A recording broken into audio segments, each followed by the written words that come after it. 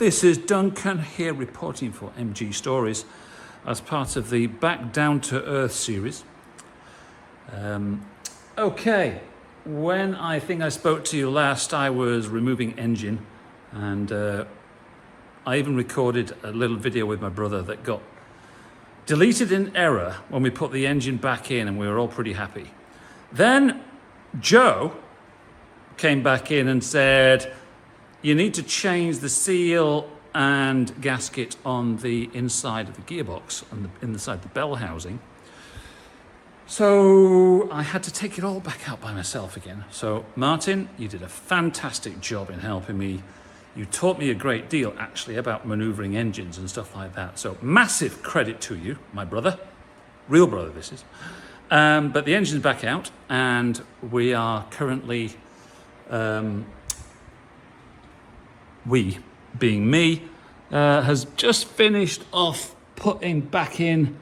There's a main seal gasket that goes around that, and this plate here comes out, and I've put a new gasket on it. I've used a bit of Martin's aviation gasket sealer, available at your Canadian Tire for about $10.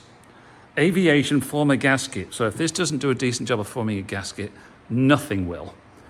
But I'll be happy to report at a future point if it is successful, because we've used the same gasket sealer on the oil pan here and on the attached to the rear plate just there.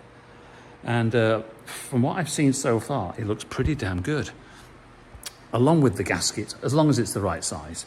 And so for you British folks looking, the packet for the gasket shows Sherpa van B series engine, and it's the right, and it was a really good gasket. I know that sounds a little bit anally retentive for the casual observer, but when you take a 40-minute drive to go and get the gasket and come back and it's rubbish, then and it's 45 minutes one way, it's like 20 minutes there, 45 minutes back. You feel like you've lost some hours from your life. But actually went to the race trailer. Bob had a spare, yet another spare oil pan gasket. So thanks, Bob. I stole that. I was trying to do the right thing. So yeah, we're ready now to drop this car down on the lift.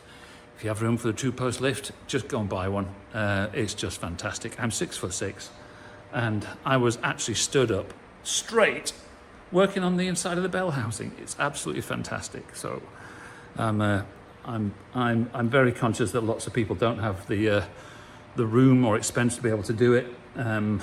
So I am very grateful for being able to do that.